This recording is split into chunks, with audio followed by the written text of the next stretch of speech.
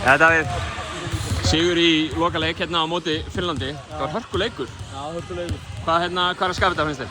Bara við mættum núna í dag annað en senstu 2 leiki og við bara sýndum að við erum góðir saman og við vorum góðir í fyrsta leikluta svo mistum þetta aðeins í öðrum en svo bara spiluðum við saman og unnum þetta saman. Svona, þetta móti heild, ég menn þið byrjuðu hérna sjóðandi heitir, eru einhvern veginn svo landir í andliti og svo náðu ykkur aftur á strik. Já. Þetta er búinn að vera svona smá lærdómskurva fyrir liðið, eða ekki? Jú, mér finnst þetta er bara fín uppbytun fyrir Eurobasket. Núna vitum við hvað við þurfum að gera, bara vera heild. Já. Fyrir þig valinn í stjörnulið mótsins, þú veist valinn Skaniakóku fyrr á árinu. Hvaða þýðingu hafa svona einstaklingsvalin?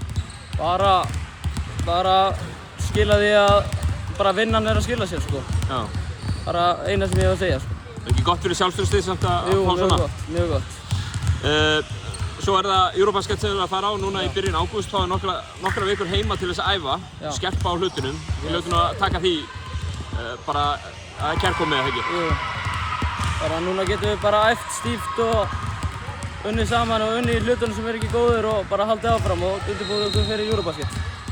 Kæra þakkir Davíð og gangi ykkur vel. Thank you.